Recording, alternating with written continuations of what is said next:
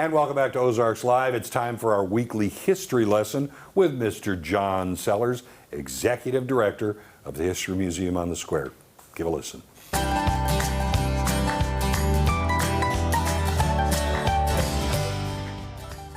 And welcome back. I am in the depths of the History Museum on the Square, and I got the guy who he inhabits the depths, as a matter of fact. This is John Sellers. He's the executive director here. You remember when we were kids and there was that book about the troll under the bridge? Oh, yeah. I'm the troll. He's the troll, okay.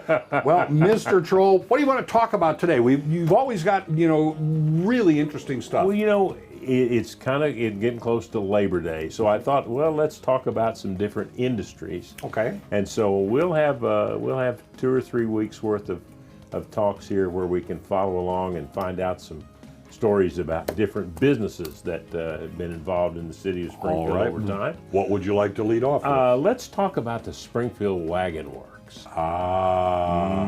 That put us on the national map. Yes, one of the did. things. It certainly did. Came about in 1870. Mr. Fellows and Sempronius Boyd and some others gathered up and decided that we needed a wagon works. We needed a manufacturing company here. The railroad had come, and we needed something to ship on it. Right. So they began with a small business down on Water Street. Excuse me. And it developed and became popular in a very big hurry. And mainly because that it wasn't a put-together wagon. It was everything.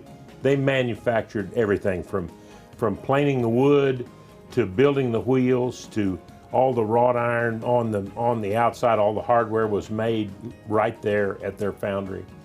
And so everything about it was top shelf, and it rivaled the Studebaker Wagon Works, which was the East Coast big wagon company. Right.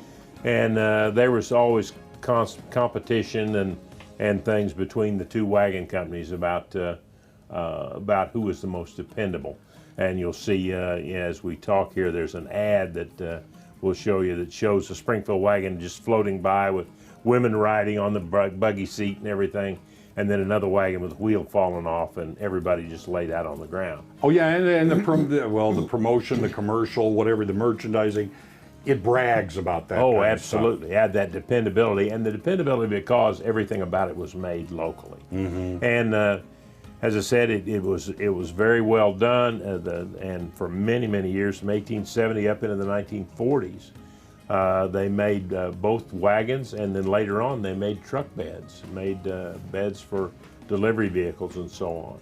So when you're saying, they made everything from the metalworking to the woodworking to everything like that, that must have made Springfield kind of a haven for artisans as well. Oh, absolutely. Tradesmen. Blacksmiths and people that worked with wood and people that could design and draw things up.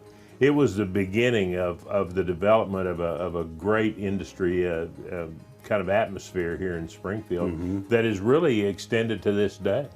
And not only that, but not kidding when you say, the Springfield Wagon Works, it did put us on the map in a national way. Absolutely, absolutely. They would break those wagons down and load them onto railroad cars, all the wheels stacked up in one end of the car and all the bodies and beds and the frames stacked up, because that was the other thing about them.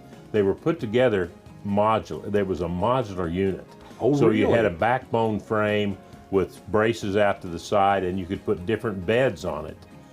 You could, it was like a. So you're saying now you're ordering a custom wagon? Exactly.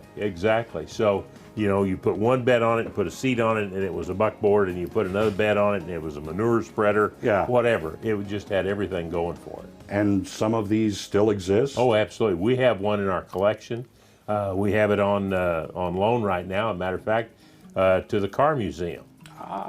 Yeah, just down the street here on College Street. So it's out for people to see. This is one of many businesses that help make Springfield what it is, and I know we're going to be talking about more in the future, but for right now, people want more information about the exhibits, about the hours, when people can visit. How do they get that info? HistoryMuseumOnTheSquare.org is our website, or they can give us a call here, 831-1976. We're always happy to take those calls. We're open Wednesday through Sunday. We're open Wednesday through Saturday, 10 o'clock to 5, and then on Sunday we're open from 1 to 5. John, thanks for giving us your time. Hey, thank you. Glad you came by. Come and see the museum.